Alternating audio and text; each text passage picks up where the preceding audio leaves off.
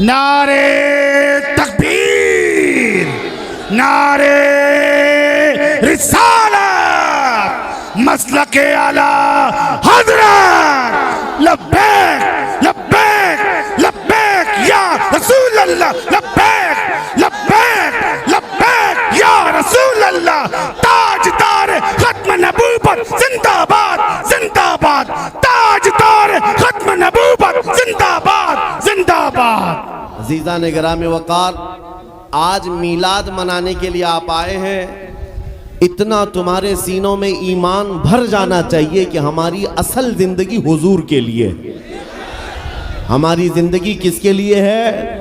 حضور کے لیے ہے۔ اب حضور اکرم صلی اللہ تعالیٰ علیہ وسلم کے ہم امتی ہیں، اور آج کتنی خوش بختی ہے، کتنی خوش نصیبی کی بات ہے کہ اس سرور کائنات اللہ کا محبوب دنیا میں آیا ہے، تو ان کی آمد کی خوشیاں منانا بھی تمہارے نصیبے میں آیا ہے۔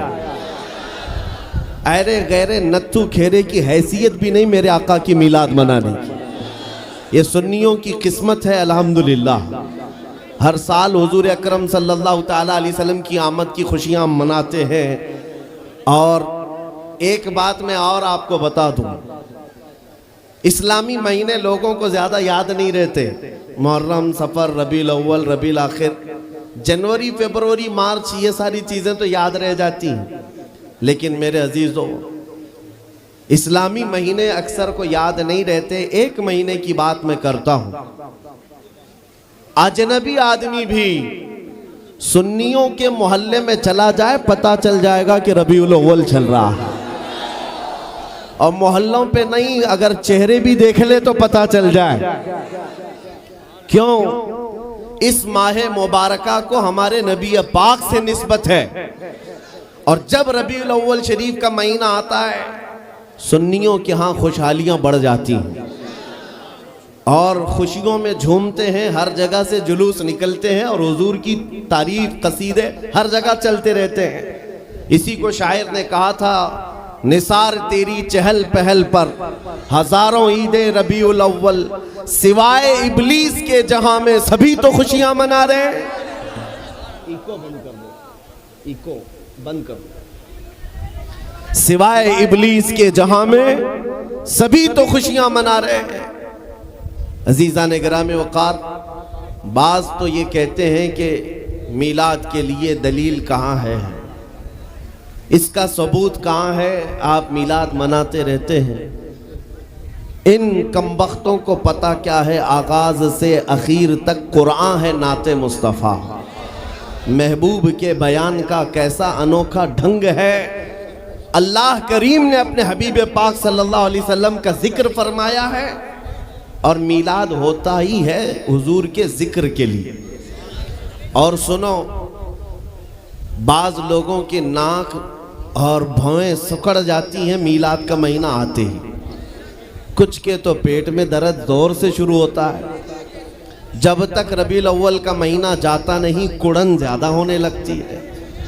لیکن سنیوں کا ہر بچہ پکار پکار کر کہتا ہے، آئی نئی حکومت سکہ نیا چلے گا، آئی نئی حکومت سکہ نیا چلے گا، عالم میں رنگ بدلا صبح شب ولادت۔ حضور کی ولادت کے دن پوری کائنات کی قسمت بدل گئی ہے۔ ان کمبختوں سے میں کہتا ہوں، حضور کی میلاد منانے کے لیے دلیلیں مانگتے ہو، اور تمہارا چور بیٹا پیدا ہوتا ہے تو ہر سال برتھڈے مناتے ہو۔ تمہارا بیٹا جب بڑا ہونے لگتا ہے ہر سال کیک کاٹتے رہتے ہو، پتہ نہیں بڑا ہو کر ڈاکو بنے گا کہ چور بنے گا، پتہ نہیں ہے، لیکن ہر سال دھوم دھام سے برتھڈے منایا جاتا ہے۔ اور جو رب العالمین کا سب سے پیارا محبوب دنیا میں آیا ہے، آمینہ کا لال، ہم سبوں کی گردنوں کا مالک، محمد الرسول اللہ صلی اللہ علیہ وسلم، اس دن تو میرے عزیزوں پوری کائنات خوشیوں میں تھی۔ تمہارے حصے میں خوشیاں نہیں آئی ہیں تو تمہیں اپنی نسل کا پتہ پوچھنا چاہیے۔ وجہ کیا ہے؟ کسی صاحب نے ایک شوشہ چھوڑا کہ حضور جب پیدا ہوئے تھے مکہ میں تو مکہ میں خوشیاں منائی نہیں گئی تھی، یہ آج کے بریلویوں نے شروع کر دیا۔ لوگوں نے یہ بتانا شروع کیا حضور جب پیدا ہوئے تھے مکہ میں اس وقت تو میلاد نہیں منائی گئی تھی، یہ آج سے شروع ہو گیا ہے۔ میں ان سے کہتا ہوں مکہ میں جب حضور پیدا ہوئے تھے تب ایمان والے نہیں کافر ہی کافر تھے۔ سب کون تھے؟ کفار و مشرکین تھے، سوائے آپ کے دادا اور آپ کی والدہ کے۔ لیکن خوشیاں منانا ایمان والوں کا حصہ ہے، کافروں کا نہیں۔ حضور جب 53 سال کی عمر کے بعد ہجرت کر کے مدینہ جا رہے تھے تو آپ کو پتہ ہے سنیو، حضور مدینہ طیبہ میں یوں ہی داخل نہیں ہوئے۔ مدینہ طیبہ میں جب حضور تشریف لا رہے تھے گھر گھر سے بچے، جوان، بوڑھے، عورتیں، مرد سب راستوں پر کھڑے ہو گئے تھے اور حضور کا والہانہ استقبال کیا تھا۔ طلع البدر علینا من ثنیات الوداع وجب الشکر علینا ما دعا للہ داعی۔ یہ مدینے کی چھوٹی بچیاں دف بجا کر کے استقبال کر رہی تھی میرے نبی پاک کا۔ میں یہ کہتا ہوں مدینے والوں کی قسمت میں تو تھا حضور کی آمد کی خوشیاں منانا۔ وہ کیا کہہ رہے تھے؟ طلع البدر علینا من ثنیات الوداع، جس کا مطلب سمجھو اے نوجوانوں، مدینے کی بچیاں کہہ رہی تھی ثنیت الوداع کی گھاٹی سے ہم پر 14ویں کا چاند طلوع ہو گیا ہے، اور اللہ کی طرف بلانے والا رسول اب ہمارے درمیان آ گیا ہے۔ یہ کہہ کر کے بچے خوشیاں منا رہے تھے۔ میں یہ کہتا ہوں آج جن لوگوں کو دلیل، ثبوت، فلاں ڈھکاں یہ سب چیزیں میلاد میں یاد آتی ہیں، ان سے میں کہتا ہوں مکہ کے کفار کی قسمت تمہیں مبارک، مدینے کے عاشقوں کی قسمت ہمیں مبارک۔ ہم مدینے والوں کی اقتداء کر رہے ہیں۔ اور آپ کیا سمجھتے ہیں؟ آج تو چھٹی شریف ہے، میلاد شریف کا مہینہ ہے، چھٹی شریف ہے۔ یہ آج ایک جلسہ ہو جانے کے بعد کیا حضور کی میلاد ختم ہو جائے گی؟ سنیو، بلکہ پکار کر کہنا حشر تک ڈالیں گے ہم پیدائش مولا کی دھوم، مثل فارس نجد کے قلعے گراتے جائیں گے۔ خاک ہو جائیں عدو جل کر مگر ہم تو رضا، دم میں جب تک دم ہے ذکر ان کا سناتے جائیں گے۔ دم میں جب تک دم ہے ذکر ان کا سناتے جائیں گے۔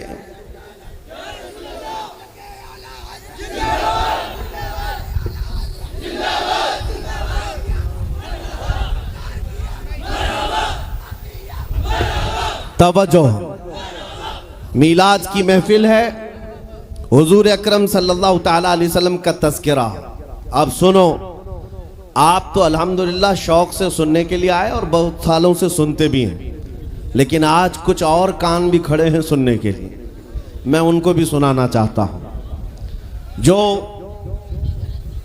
ہمارے درمیان موجود ہیں، بہت توجہ سے سن رہے ہیں، اور انشاءاللہ میرا یقین ہے بار بار میری تقریر سنو، ایک دن دل کھل جائے گا، حضور کے خادموں میں شامل ہو ہی جاؤ گے، حضور کے غلاموں میں شامل ہو جاؤ گے انشاءاللہ۔ اس لیے کہ ہم وہی بات کرتے ہیں جو رسول کریم صلی اللہ تعالیٰ علیہ وسلم کی عزت کے لیے میرے رب نے قرآن میں فرمایا۔ باقی حضور کے غلاموں کو حضور سے جوڑنے کا کام کیا ہے، اور جو قوم، جو نوجوان میرے نبی کی امانت ہے، میں اپنے نبی کے اخلاق ان کو نہیں سکھاؤں گا تو کیا پاکھنڈیوں کی باتیں بتاؤں گا؟ میں حضور اکرم صلی اللہ تعالیٰ علیہ وسلم کی بات صرف اس لیے کرتا ہوں میرے عزیزوں کیونکہ ہمیں پتہ ہے میرے رب کا وعدہ ہے کہ محمد سے وفاتون ہے۔ قرآن کی آیت کی ترجمانی ہے یہ، قرآن پاک میں اللہ نے جو فرمایا ہے اس کا ترجمہ با محاورہ یا اشعار میں اگر سننا ہو تو یہ کہ محمد سے وفاتوں نے تو ہم تیرے ہیں، یہ جہاں چیز ہے کیا لوح و قلم تیرے، بے شک بے شک لوح و قلم تیرے ہیں۔ اے سنیو، بات صرف اتنی ہے کہ آج اس کی بات نہ کرو، ان کی بات کرو، ہر دل پہ راج کرو۔ آپ کو پتہ ہے دنیا میں اگر عزت پانا ہے تو حضور کی بات کرو، حضور اکرم صلی اللہ تعالیٰ علیہ وسلم کی بات، وہ بھی ڈھکے چھپے انداز میں نہیں، کھل کر بات کرو، کھل کر بات کرو۔ یہاں اتنا بڑا مجمع ہے اور مجھے پتا ہے ڈرپوک لوگوں کا مجمع نہیں ہے. میں حقیقت کہہ رہا ہوں. کسی کو ڈر ہے تو رات کے 12 کے بعد بیٹھے گا نہیں, بستر پر ہوگا, اس لیے کہ وہ یہ نیتاؤں کا مجمع نہیں ہے جو 100-200 روپے لے کر کے الیکشن کمپیننگ میں آیا ہوا ہے. یہ حضور کے عاشقوں کا ہجوم ہے. یہ نوٹوں کے لیے نہیں, اپنی گردنوں کا نذرانہ دینے کے لیے آئے. حضور کی عزت کے لیے ہم اپنی جان فدا کرنے کو تیار رہتے ہیں. لیکن ایک سوال میں اس مجمع سے کرنا چاہتا ہوں. شباب پر ہیں آپ کے اندر جذبات ہیں, جوش ہے, سب ہے. ایک سوال میں کرتا ہوں, اگر دنیا تمہیں حضور اکرم محمد الرسول اللہ صلی اللہ تعالیٰ علیہ وسلم کا غلام کہہ کر پکارتی ہے تو کیا تمہیں کوئی دقت ہے؟ کیا تمہیں اپنی بے عزتی لگتی ہے؟ اتنا جوش تو ظاہر سی باتیں ہونا ہی چاہیے. اگر آپ کو ایسا لگتا ہے کہ حضور کی غلامی سے اگر دنیا مجھے پکارتی ہے تو کوئی دقت نہیں اور نہ ہی میری بے عزتی, بلکہ میں اس کو اپنی زندگی کی معراج سمجھتا ہوں. حقیقت ہے یا نہیں؟ میں میرے عزیزوں پرسنل بات بتا رہا ہوں. دنیا مجھے میرے جبے سے, میرے ٹوپی سے, میرے نام سے, میرے باپ سے, میرے خاندان سے, میرے عہدے سے, میرے علم سے نہ پہچانے. خواہش صرف اتنی ہے کہ دنیا مجھے مدینے کا کتا کہہ کر بلائے, نبی کریم صلی اللہ تعالیٰ علیہ وسلم کے دربار کا کتا کہہ کر پکارے. اس بات پر ہمیں فخر ہے. آپ کو فخر ہے یا نہیں؟ اور اگر آپ کو فخر ہے حضور کی غلامی پر تو توجہ, یہ سوال میں نے بڑی ذمہ داری سے کیا ہے, آپ کو بڑی ذمہ داری سے کیا ہے. اگر دنیا تمہیں حضور کا غلام کہتی ہے تو آپ کو کوئی آپتی نہیں, خوشی سے آپ کہلواؤ گے. جب خوشی سے کہلواتے ہو تو حضور کے پورے غلام بن جاؤ. آدھا تیتر آدھا بٹیر نہیں, حضور کے پورے غلام. اب یہ نہیں ہے کہ چہرہ یہودیوں کی طرح, کپڑے عیسائیوں کی طرح, اخلاق کسی اور قوم کی طرح, اور بات میں حضور کی غلامی کی کروں. نہیں, دنیا کو فخر کے ساتھ کہو حضور پاک صلی اللہ تعالیٰ علیہ وسلم کی غلامی میں جینا بھی اور مرنا بھی مجھے پسند ہے. جب آپ کا دل یہ کہتا ہے تو پھر آپ کے اخلاق میں یہ ماڈرنزم کہاں سے آ گیا؟ یہ فلمی ڈائلاگ تمہاری زبانوں پر, گانے پر تھرکنا اور ناچ گانے, یہ تمہارے اندر کہاں سے آ گئے؟ جب نبی کی غلامی پر تمہیں فخر ہے تو دنیا کو کھل کر کے بتانا چاہیے اور چل کر کے بتانا چاہیے. میں آپ کو بتاتا ہوں,